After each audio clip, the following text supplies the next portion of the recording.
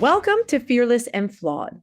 Today's guest is Cristina Penin, a multidimensional healer and DEIB consultant based in Madrid, Spain.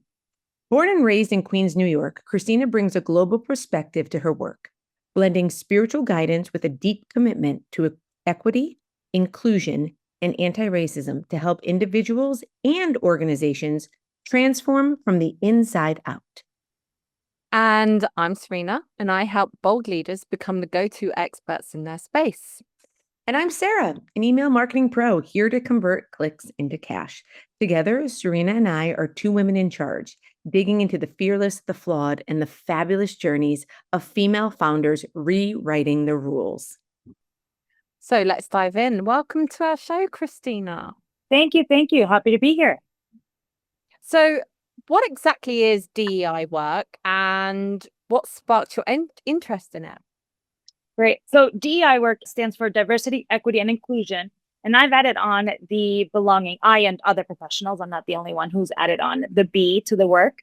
And so what I do and what other DEI professionals do is we help organizations take a look at their culture, their policies, what they're doing at work to be more inclusive, to really cater to their employees, to increase retention, increase diversity, to increase their business model, increase success. All of that is tied to DEI work. More profit, more diversity is very much tied together.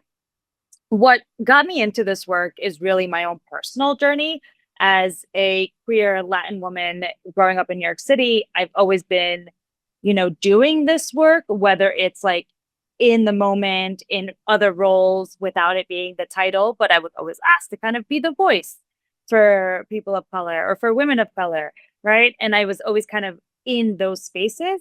I've also just experienced a lot of being the only one in the room and know the impact that has on you as a worker. And so really wanting to shift those spaces for folks has been my priority. I love that. That is like so relevant. And we'll touch on like the relevancy now, probably more than ever. But I'm curious for someone who we've all kind of heard the acronym. What does that mean? Break it down for us. Like, what's the work that's done?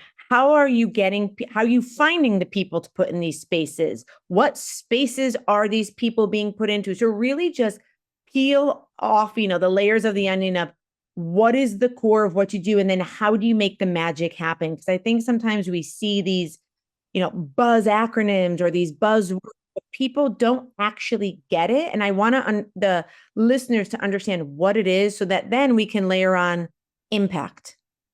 Yeah. So I can start with something really simple and broad. Like if a client has asked me, we're having an issue with retention, and in exit interviews, folks are stating that it just doesn't feel like they belong in this. It's a culture clash, right? That's one of the things. Or, issues with management, et cetera. It needs inclusive leadership, what have you.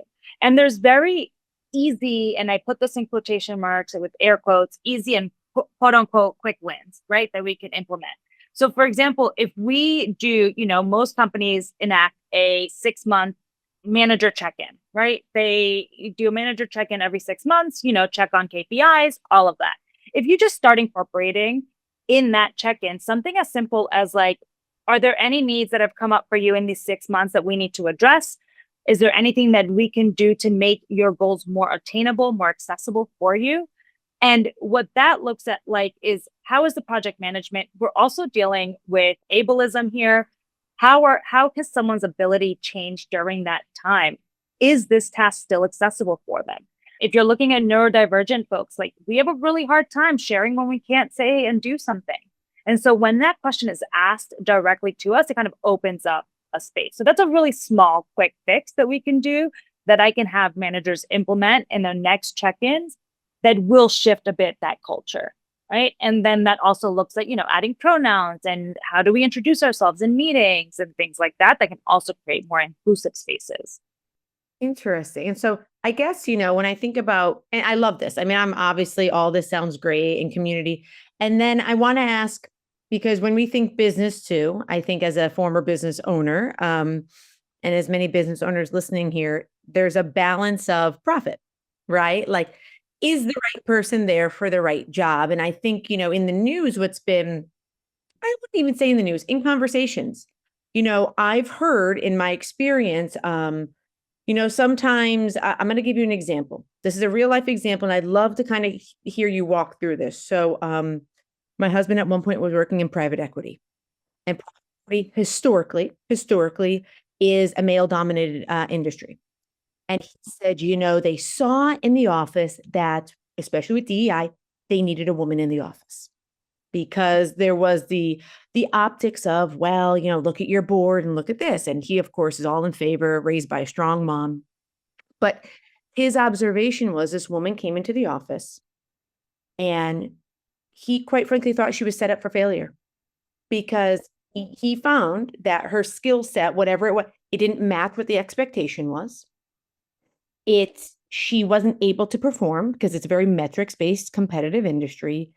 And again, his kind of observation was, well, we checked off the box. I'm not sure her experience was great. In fact, I know it wasn't. I now know we have all the men in the office going, well, you see, this is why, ... And particularly one of the conversations that came up, because I was curious and I said, well, why? He said, I'm going to tell you what happens. A lot of times after a big win or after a big sale or deal, the boys go out for drinks.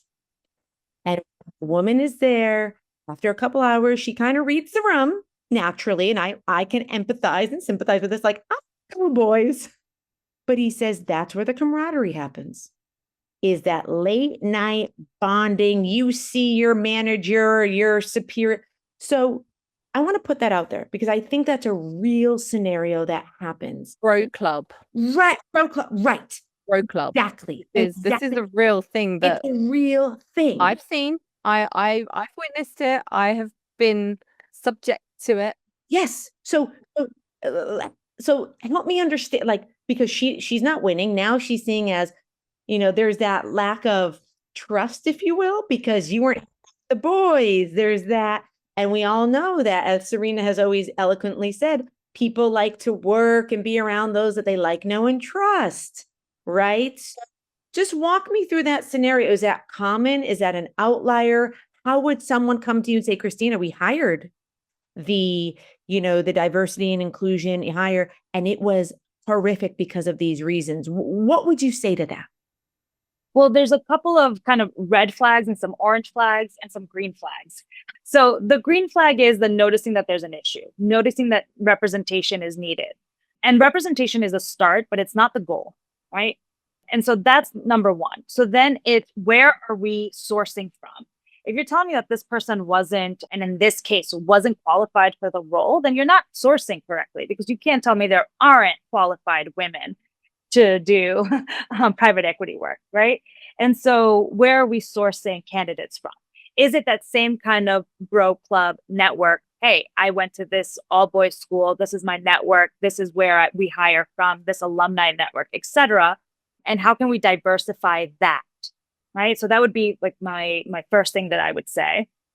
I think this idea of also having a DEI hire is really problematic, because while that is, it's important to say, hey, we need representation, but noting that one person as a DEI hire kind of diminishes their role and their kind of, what's the word I'm looking for? Their power and leverage at the start, as soon as they begin, right? It's already setting them up for failure, because folks are already going to be like, they didn't deserve it. They're just a DEI hire, right? So that's kind of my initial thoughts. Then I think the other side, inclusion and community building is huge, as long as everybody's included in them, right? It's like team building is great, and that is what folks, they want to feel included. But if it's at a cigar club where I don't smoke cigars, I'm not going to go. I'm missing out on that potential next project. That Serena was at that cigar club, but so were you, Sarah. And so they thought, oh yeah, I do have that project on Monday. Remind me, and I'll tell you about that new client. I wasn't there, so I'm not even top of mind, right? Where maybe I would also be a good fit for that client. It's even worse if you weren't invited. Right, exactly. For example, it's not just a case of that you don't smoke cigars or drink whiskey or whatever it is. It's the fact you weren't even on that invitation. Exactly. Exactly. So a lot of times I challenge leadership to think about, like, when you're making decisions, who's sitting at that table, and are all of your employees and in different hierarchy levels represented? Like, do they all have a voice? Right? Because if they don't, then naturally, because we have implicit biases, we don't do this intentionally, we will be excluding folks because we just don't think about it. Surely just having one woman on a team is just not, it's not diversity. That's not adding diversity. That's just adding a member to pacify. It's not the right metric. I will share that I was once leading with a client, and I was working with the women's ERG, with the employee resource group. And we were working on more inclusive policies in terms of bathrooms and working with their Pride ERG as well to make universal bathrooms, non-gendered, etc. And something that came up, and I was summarizing the notes. I was like, and one woman on the team said, I haven't heard anything about a space for chest feeding. I was like, oh, I am not a mom. I have never chest fed before. I just kind of assumed it could happen in a bathroom. And I said that. I was like, I don't know. I guess I thought it would happen in a bathroom. And she was like, no, If you I don't eat want your dinner in a bathroom, Right. Like, I why don't would you want feed your to. baby in a bathroom? Exactly. I don't want to pump in a bathroom. I don't want to. I need a space. We need a space to do this that is, and I was like, oh my gosh, absolutely 100. I didn't even think about that. And I'm just one woman in this space whose whole job is to think about all of these things. Right. But that is the diversity of thought that we need. We need those different experiences for that diverse thought. And what are the challenges? Like, I mean, because this sounds all good, right? When you say it, I'm like, this makes sense, right? Like, yes, we know that. So what are the challenges? Why isn't everyone like, hey, we get it, green flags, more inclusive? Is it a profit thing? Is it we need more resources to find the right people? Is it a lack of education in certain industries that, like, what's the big challenge that we're out here in 2025 still wondering why the one woman on a 30-person men team failed, when it's like, really? Do you even think 2025 is any different from where we were 30 years ago? I mean, that's such a loaded question, because what isn't the challenge, right? Is it the fact that DEI right now is under a lot of scrutiny and backlash, just the words, right, alone? And so it's like, if someone even brings it up in some places in the world, not everywhere, it's like, no, we don't want to hear those words. We don't want to hear that acronym, right? So that's one challenge. The other challenge is that this isn't easy. It's not easy work. It's not easy work to make sure that everyone's included. It's not easy work to show care and compassion for all people. It is hard work, and you have to show up for it every day. And so if you're not actually invested in it, then it's not going to work, and you're not going to see the results that you're looking for. The results that you're looking for are you're retaining top talent. Retaining top talent equals better profit. How do you retain top talent? By creating diverse spaces and making sure that folks feel included and heard and like they belong and they're valued in that space. You don't have all those things, which is hard work. You're not going to retain that top talent. They're going to go somewhere else. Brilliantly said, right? So when people go like, but how can we make the money? You're retaining that top talent, and that's the money maker. And you mentioned something which I wanted to double click on, is you said in some parts of the world.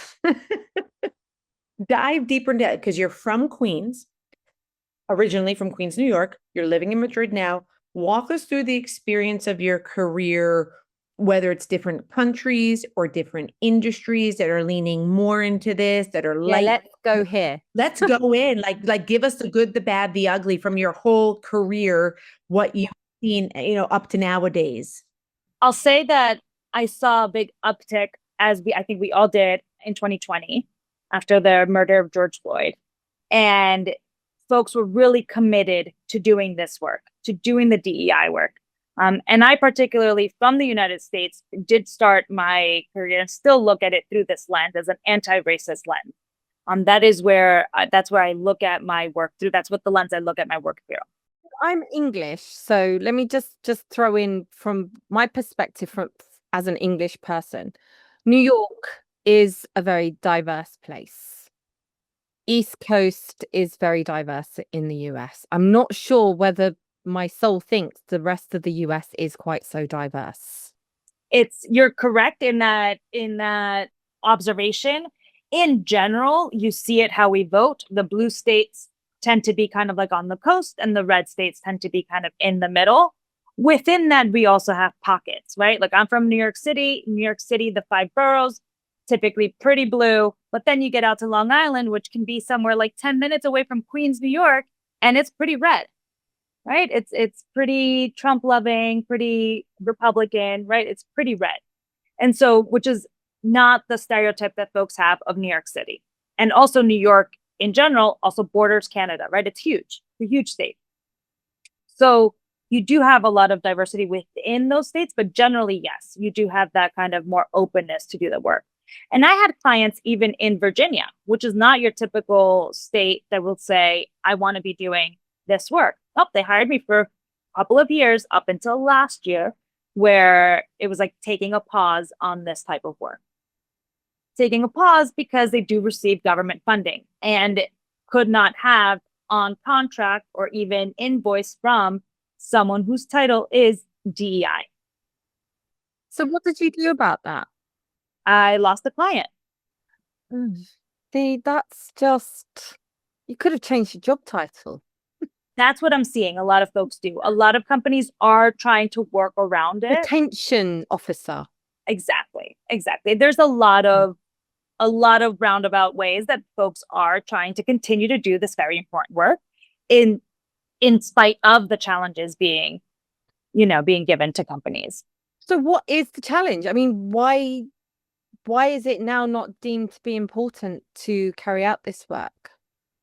The challenge point blank right now is that Donald Trump has threatened to remove federal funding for any organization that receives federal funding and has anyone on staff that states they are a DEI employee, like they work in DEI.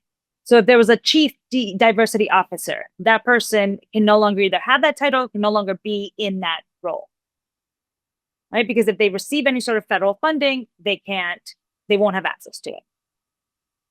A lot of it is tied up in the courts and things like that, right? But preemptively, companies are, of course, concerned.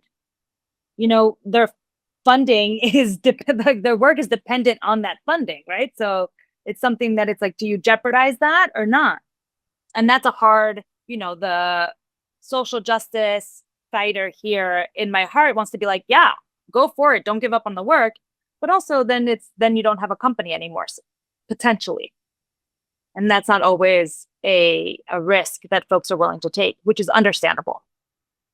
I mean, that makes perfect sense, right? I mean, like it's easy to say until they're like, I got to keep the lights on. And do you find in Spain that the challenges are similar? Do you find that, like, again, barring what the government has done, that's a pretty big, finite that you can't really work around that, right? For the current time. But, I always think of it like, I always liken it to when people say, well, you don't understand, healthcare is so complicated and it's so outrageously detailed that's why the US can't have a universal healthcare. And you're like, but like everyone else figured it out. Like, again, I'm one of these people. And I always say this as someone who lives outside the US, like, yeah, like Spain is the size of Texas. So Texas problems are confined to Texas. US, we're a very big state. We have a lot of different needs and wants. So I don't simplify it down into something as simple as like just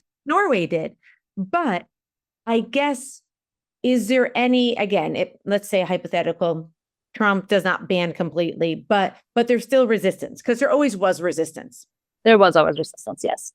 What are things that we can learn? And I'm hoping maybe you can give some insight if Spain is better in this case, or maybe not. What's some insights, or do you give like, well, hey, they did this in this industry in this country, or hey, they did this in this industry, on the West Coast, and you guys are, in the Midwest. Like, are you able to kind of throw out what has worked? And if so, are people receptive, or do you just say, listen, this is kind of a lost cause? People have a really hard time understanding it. I'm going to focus in more progressive places that already get it. So it's hard because my work would be so easy if I could just focus on progressive places. I would have like the time of my life always, right? Ideally, I'm not needed. Ideally, what you're trying to do is put yourself out of work. Exactly. That is the ideal. I think what kind of the gaps that I saw sometimes, and I was guilty of this as well, is folks not being sure what inclusivity looked like, and they had questions about it, and being afraid to ask the questions, being afraid of saying the wrong thing, right?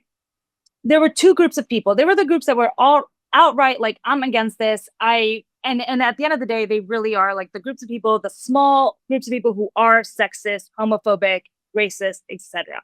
Then there's the folks that's their impact, not their intention, but they're afraid to ask the questions for fear of, how do you not know this is 2025? How are you not aware that you can't say these words? That kind of response, right? Which to some degree I understand, but this is where then I come in as a third party person with no judgment. I will accept you at the journey that you're at, and I'm here to coach you through that journey, right? That's the whole point. Because if we start relying on just other employees in a company to, hey, Cristina, do you mind teaching this person about, why it's important to like gay people? And I'm just like, I'm not going to defend like my sexuality and like my life to then I have to educate you on something that is me. And that's what a lot of times happens to, employees of color, queer employees, neurodivergent employees are asked, do you mind like teaching us a bit more about how it could be? And it's all done with good intention. The intention is to make it more inclusive, but that's not the impact on the person that then is having to do the teaching, right? So I think the pushback a lot of times was one outright pushback, and the other pushback was a bit more nuanced in that folks just were afraid to speak up, so they avoided the topic altogether. They were like, sure, whatever you want me to do, I'll do. Or they'll be like, you know what, I don't understand the pronoun thing, so I'm never gonna share my pronouns. I don't understand it, right? And so it's so layered. It's so layered. What I think has helped, honestly, and always helps every organization, every company that I've ever worked with, that I've done inclusive leadership with, you just start with that. How are we better equipping ourselves to empathize with other people and understanding the different stories that we all bring to the table? The three of us are all coming in with different lenses, different experiences, and different stories. Something that works for me will not work for you, and vice versa, right? And maybe one thing will work for all three of us. But being able to understand like the intersection of our identities and how that impacts how we go through the world makes a difference. That's the place to start, in my opinion. And is that like because I love what you're saying, right? And I identify, right? I think we can all find ourselves kind of in that middle pool. It's like, I want to do better, but oh God, like, we all have, I'll speak for myself. I have those one or two hyper progressive, hyper liberal friends that you kind of walk on eggshells around because they mean well, but God forbid you say something, then you feel like I get in 2025, you're saying that?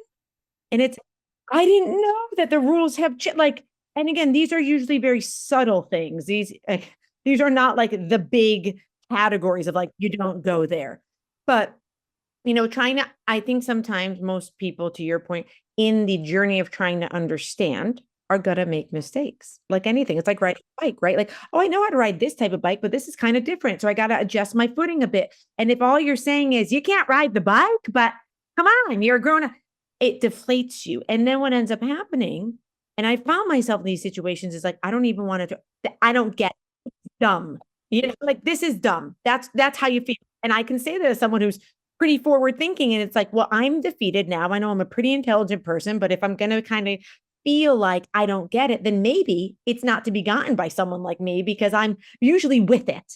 But I think it's to your point, any type of learning usually is elevated by a soft, gentle, let's work through this. If someone's hitting with a ruler saying, you idiot, you don't know what 2 + 2 is, you're gonna feel shaky when the teacher calls on you. So how do we, it sounds great. I love what you're saying about, that, but how do we implement that? How do we address that head on? You mentioned the empathy, that's great. Do we just call it out? Like, listen, a lot of you are going to fuck up when you talk about this. A lot of you are going to make mistakes. Do we just go right for it instead of kind of dancing around it? Like, y'all mean well, but you're fucking it up. Well, I don't know whether people should, I don't know what the rules are. I don't know what the rules are, to be honest. I don't know. Because what rules are we talking about? Rules for what? Exactly. Exactly. Bathrooms, who cares? I know in the UK there was some kind of ruling on gender bathrooms and stuff like that. Genuinely don't care. I could tell you what my friend said about that. But it would be a bit rude, even on a podcast. She's like, I've been using female bathrooms for years. Nobody's seen my woo woo in there. So what do I care if there's a man in there? So that was the outline. That's what. So there's so much here, and I think for sure we're gonna fuck up, and I think that is the understanding that we should all have. The caveat to this is sometimes when I have fucked up and I have fucked up in front of someone who is like directly impacted by it, I've misgendered someone, I've used the wrong pronoun, for example, I didn't know. My ignorance does not dismiss the impact that I had. And so immediately I need to then address it, not make a big deal out of it. I'm not gonna, but it's like, I apologize. I misgendered. That won't happen again. I can, you address the impact that was done. And sometimes like they might shut down and not want to speak. And we have to accept that. Like they're not here to educate you in that moment, right?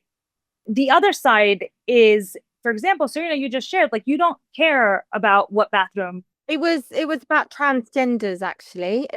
Yeah, about them using female bathrooms. And it's genuinely, it's not my call, but I personally don't care. And I think something else that we can do in our day-to-day is when we have that understanding of, I might not fully understand it, but I understand that any woman that identifies as a woman that wants to use the bathroom, I don't care who you are in the stall next to me. And if you have that idea, that's an inclusive idea. You might not understand all of the things, but speaking up about it is super important. Well, my take on that is I don't care who's in the stall next to me, but I also completely understand why they would be uncomfortable walking into a male toilet. 100%. That's my stand on it. I liked what my friend said. I've been using the bathroom for X amount of years. No one's seen my woo woo, so why do I care? I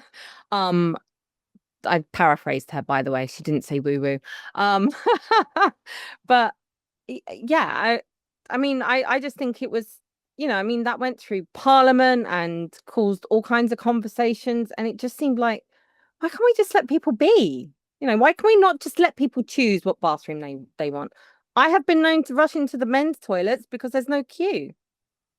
Maybe that should be addressed first.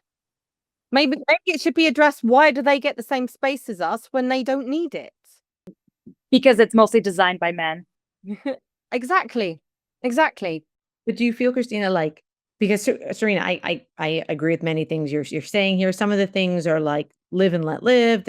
But do you feel, Cristina, like nowadays, like people, where are you at nowadays in your career? We know the administration in the US, like, is it such an uphill battle now that you're like, hey, I'm going to put like corporate clients or, on hold. I'm going to go more into this coach. Like, where are you at personally with, what what works, but you also know the obstacles. Where are you at now? Where's the future of this going? Do we just doing the hard work, or is there another way to pivot while it's kind of skating around the government? Like, what's the future look like? Are we going backwards? Are we going backwards? Yeah. Or, I feel things have twisted. I do think that there's so much that is overwhelming, and that's intentional, right? It's intentional to overwhelm us, to make us feel like, okay, there's too much to focus on. I don't want to look at anything, right? And that is an intentional tactic, right? It's to get us to just don't look here, so look at this, right? I don't think we're going backwards, because I think the consciousness of the people is higher. I think we're more aware than ever before. I think in terms of my priorities, it's hard because there's so many, trans folks are under attack in most countries at an unprecedented rate because it's being named outright, right? Whereas prior, it was lack of access to things without it being named outright. So there were there was still, ability to get insurance coverage for certain things. And now it's just being outright denied, right? Or outright criminalized. And so those things are things that like we have to address. I don't do that professionally because most corporations don't have an impact in that. But in terms of advocating for and speaking out about it, as a cisgendered woman, I have the power in that situation, and I should use my voice to advocate for this community, right? I think also the priority of, I don't know, I mean, there's so many groups of folks, we have a genocide happening, we have folks in the US, migrants in the US being attacked. There's so many things that need our attention and care and, advocacy right now that it can be really difficult. So the DEI consultant is companies continue to do the work that you're doing to take care of your people and understand that your people right now are not okay, right? Your Latino employees and Latina employees are not okay. Your queer employees are not okay. Your trans employees are not okay. And then the coach in me says, don't get burnt out. Folks have fought through harder conditions for longer periods of time and got us where we are now. We can do this in community. We can do this. So those are like my two kind of hats and my perspective of it. It's still, the work is still necessary. We can't lose hope and we can't give up, even though it feels like we don't see that light at the end of the tunnel. So you're choosing your battles. I'm just summarizing. Yeah, I mean, I'm choosing to battle. I'm choosing to not give up, in spite of everyone saying it's a done deal. We should give up. Well, that's, how do you stay grounded in that, right? Because like I love that, like the fight, you're in it. How do you stay grounded? Because like I think a lot of the listeners are like, yes, we want to advocate, yes, but then how do you balance self-care, realizing that shit's going to happen, but also progress has been made? I think sometimes we often say like, oh, this is horrible. And I always say, look back in history, 50 years ago, 20 years ago, 30 years ago, women couldn't have a credit card. So I mean, it's all gay people couldn't walk down the street and be openly gay without all relative. So I mean, maybe this is the worst in your lifetime, but certainly not ever. But how do you stay grounded? Because I find, as someone who is a pretty sensitive person, I don't watch news. I'm very impacted these days by images and all this. And I know Serena and I have chatted about this offline. And many people can really, how do we stay informed? How do we fight the good fight without feeling that soul crushing feeling of like, this is totally fucked and we're all going straight to nothing? Like that feeling of like, now I'm just going to pull the blanket over my head. But how do you balance that? Tell us that. Like, how do you fight the good fight, but balance the reality of you're up against something very difficult and challenging? Yeah. Whenever I feel kind of drained, I do two things depending on what I feel that my body and my spirit need in that moment. And usually 9 times out of 10, what it needs is to be in community. And as soon as you take some sort of action or you connect with someone who you know is going to feel that same kind of feeling, you feel that hope because you realize you're not alone. You're not the only one experiencing this. You're not the only one reading this and being like, what is going on? Why is this happening? How is this happening? Right? Like other people have that same idea and thoughts. And it's not about like, hey, let's doom together. No, it's like, okay, maybe we'll find like a protest to go to. It sounds so silly, like to think about that, but it really makes it's the power of being with other people who feel and think the same way. Taking some sort of action it really helps move my spirit forward and not get so like down on it. So as business owners and women as a collective, what can we do to help this cause to stand up for the ones that aren't being heard at the moment? What is it that we can contribute? Yeah, great question, because there is always something. And I think like whether that is visibility, talking about the issues, using the platform that you have to share information, to share resources, to share the stance, to make it known as like, hey, this is a safe space for trans folks. Hey, this is a safe space for migrants, etc. Right? Like making sure that you're using that space and making it known, the inclusivity that folks can experience working with your organization or your company or with you as a coach, a service provider.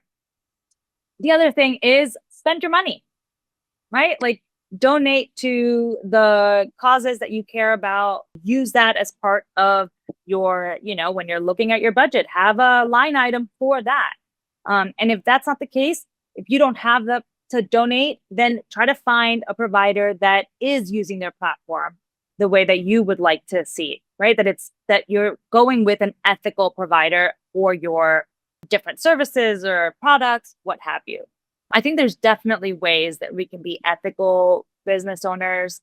There's also a part of me that is very progressive and very anti-capitalist, but at the same time, a business owner and looking to make money also. So it's something that is very difficult to grapple with. But I've come to terms with the fact that there is an ethical way to do it. And I've said no to clients that don't ethically match up to my standards, or they were just not a good match. And I think that that's something that we can all do. There's always something to be done. So as marketing, I spend quite a lot of time looking at company brands, their values, their ethos, and stuff like that. And like you, I do turn away clients if their values do not match mine or opposing mine. I would say it's not that they don't match, is if it clashes, then I can't work with them. So I think that's also something that people can do, is act values and their ethos to be inclusive, to not allow that culture to fester inside their organizations, and building that into the core messaging of who you are. And I think the more of us that do that, the more of us that make noise in that space, in any space, I think it's going to be groundbreaking for everybody long term. And we can rise up against the other noise that's happening that is so much louder than our small businesses. That's my take. Absolutely, 100%. But that is really, I appreciate kind of like, we're always looking for like the big, what can we do? And your answer was just like community, like find people, get out of the house, meet up for a drink or coffee. Not everything has to always be so focused. Join a podcast. Bring a podcast, right? But it also doesn't have to be. And I think this is a reminder for people that like, you can be someone who believes strongly in certain things, but also it's kind of nice just to be around people who believe it in their heart, but you don't always have to be talking about it. Because I find that talking about it to sometimes be exhausting, like to always have to be informed about what's going on versus I'm around a group of people I like, know, and trust. I can be myself. I can talk about going out to brunch. I can incorporate other. I think a lot of people are in that boat where they want to stand for what they stand for, but they also just want to like have their days where they can just chat and have fun and feel like the community around them is welcoming. So I love that. Get out there. And again, it could be for something like a protest, but maybe just find your community. Maybe it's a theater group. Maybe it's I don't know, whatever it looks like, where people are like-minded. And I think that's the reminder. It doesn't have to be, everything doesn't have to be, well, I'm doing this because of, it can just be, they make me feel good and I feel safe. And that's good enough to, I think, boost our energy and boost I can make it through another week, right? That's just a reminder. Get out, and sometimes just getting in the sun with a good friend and a cup of coffee can be that, at least for me. Yeah. Sarah, what you said is like safety is number one. It's not just like a nice to have, it's a need to have, especially when everything feels so unsafe in the world right now. Everything feels so up in the air. So when you connect with your community that does help you feel safe, that's key. You can't continue to do this work that we all want to do and we can all do. You don't have to have a title as a DEI person. You don't have to have a big title to do. We can all make an impact in our communities, but you need to be okay first. You can't fill up another cup when yours is empty, right? You have to make sure yours is also full. So I've got a question for both of you here, and it's slightly related and maybe slightly not, but let's ask it anyway. So in the UK, we're seeing a lot of press about tourism in Spain, about how it's very much frowned upon and stuff like that. Now, both of you live in Spain. You both have Spanish family, but you're both also American. How's that feeling for you there?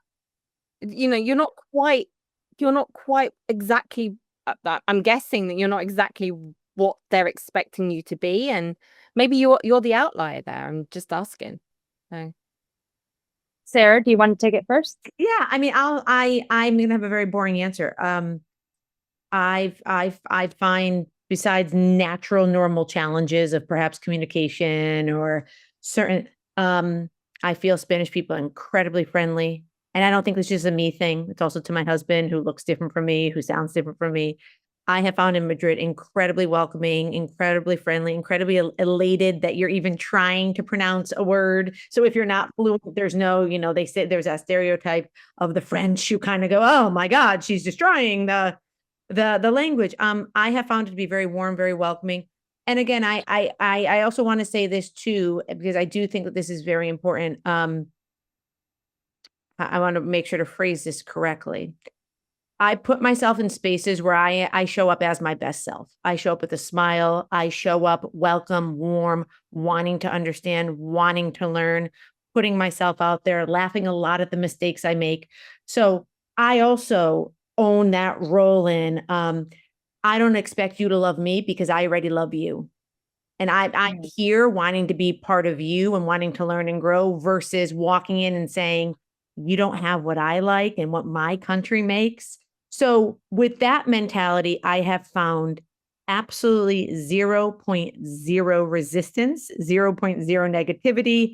But again, that's me. So I'd be curious with Cristina, with your experience, if it's been different. Yeah, well, I think there's two things there. Like, as immigrants, the treatment that immigrants receive versus what's currently in the press of the tourism. And I think that's why, for me, I'm not really experiencing any of that, because I'm not viewed as a tourist, right? I'm viewed as an immigrant. I have my own apartment. I'm part of the comunidad. I pay my community fees, but as an immigrant, I think the experience has been very interesting. And for sure, I have an immigrant experience of privilege, 100%, right? I am bilingual. I look like folks expect a Spaniard to look. They might think that I'm from Andalusia. They might think that I'm from Tenerife based on my accent. But it's not the same experience that other migrants have here in Spain, unfortunately. And so that there's a different take on that. As for the tourism protests, I can't say I disagree with them, but I know that the protests are for the government, really. It's not against the people. It's against the government and the laws on Airbnb and short rental housing and et cetera, et cetera, et cetera. Such a big topic. But it's also like, I don't know what says more Barcelona than water guns as a protest. I don't know. It just feels fun. It feels like not so bad, but I totally understand that for tourists it might feel a little. Well, as a Brit, I can honestly say I've seen British on holiday and they are atrocious, and I'm not a fan of them. Well, I want to say this too. I think, like, many people don't realize, Spanish has a huge housing crisis. So it's not that we don't like tourists. It's not that, like, just by nature we don't. If people can understand this, Spain is really in a bad housing crisis. People really want to educate themselves. So the issue is people buying up Airbnb properties for tourists. The tourists aren't necessarily the problem, but you have people who are living at home in their late 30s, 40s. The birth rate is lower now. This is affecting the society. So this is more than just, we don't like you and your hamburger. This is like, To be fair, it's a very British thing to have a second home in Spain. And that's a problem. I'm sure it is. But your property is so cheap there compared to here. Well, that's why you get tourists coming here. That's kind of the problem. You get people going, "This is great. I'll stay for a month." It's accessible.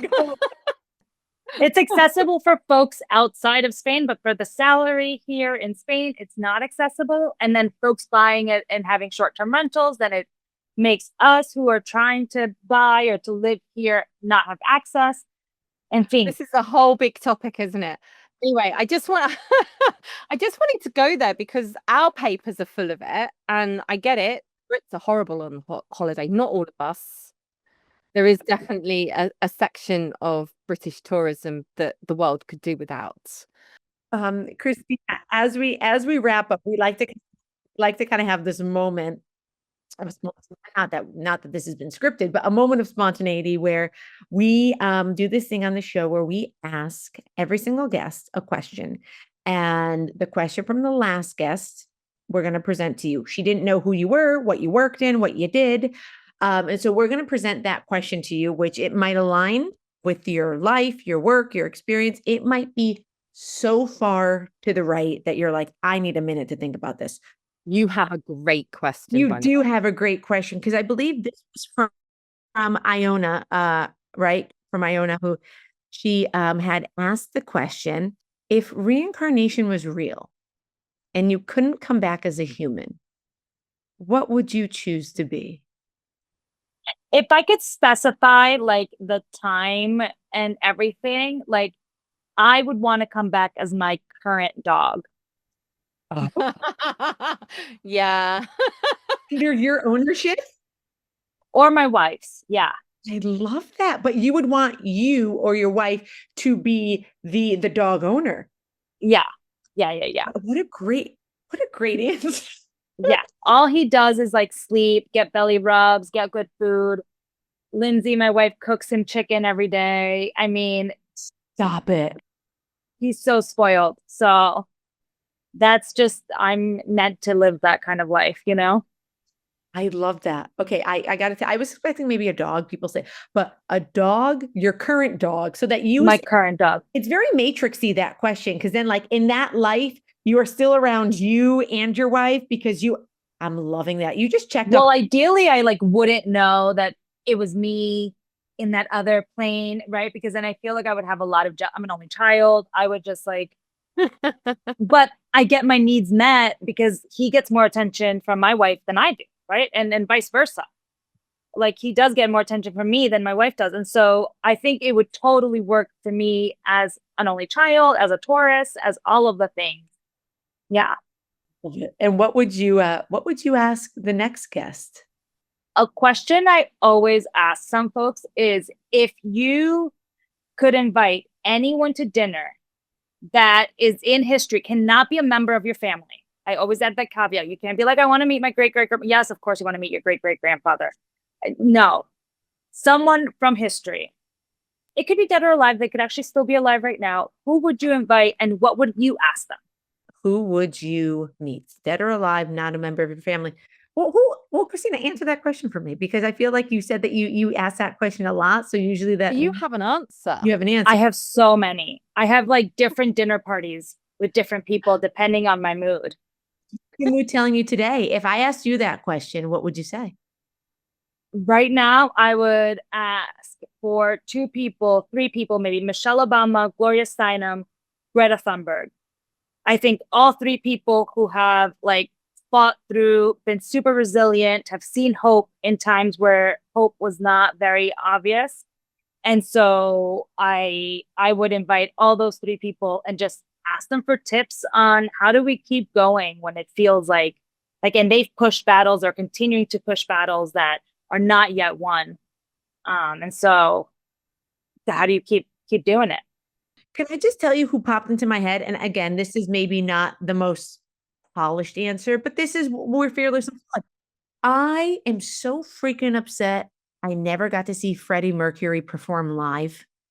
I am so effing pissed that, it's so that's the first thing. I was like, Freddie would come. He'd come and he'd come in his robe and we'd be smoking cigarettes and we'd be drinking wine out of goblets and there'd be velvet curtains. And I feel like I knew she was going to die when I said that. Yeah, that would be excellent. That is another party. Who do you invite there? That's not the Yeah. That is vastly different from your party, which both have their great merit, but mine Exactly. is like the after party. But yeah. And Prince has to be there as well. oh yeah. of course. But he'd be there, he'd be kind of judging everyone. That's what I loved about Prince. He's always a little G cat, always like, the more I learn about him, the more I'm like, oh, you were the greatest. And you were also a little judgy side eye, I love that even more when you hear about like kind of his like, healthy competition. I don't know, but competitive. And I like that about you. Where do people find you? They're trying to get in contact. How do they find you for your services? Great. So the first thing I would say is thank you for your self-awareness, and I appreciate you reaching out and knowing where there's gaps. Now, always LinkedIn is the best way to get in touch with me and also get to like know me a little bit more. See, I post there a lot. You could see a bit like my thoughts and the way that I work and what I prioritize. So LinkedIn is great. You can also email me at contact@CristinaPenin.com. And my LinkedIn is Cristina Penin, so pretty easy to find as well. But that is always the best way. Wonderful. And we'll have all your information, as always, on our website. We encourage our listeners, and we have a very active listening set globally, really, the UK, Spain, but we encourage people to check out Cristina. This has been, I have to tell you, I think this conversation for me, obviously there's some heaviness naturally around what's going on in the government and all that, but I found this conversation really enlightening. And also, I feel lighter after the conversation. There's a little bit of like when you talk about it and you release it, you can't solve all the world's problems, but to know a little bit more about, hey, intent versus actual, end result are different. So thank you. I think that was really, informative without feeling judgy. And that's the most important thing to move forward is you take things away. Wonderful. Well, thank you for. Well, thank you, because we were in community, and ideally when we are in community, we do feel that lightness. Yes. Well, it's great. Absolutely. 100%. We will certainly be in touch. We always say that we hope to do little check-ins in the future. So who knows?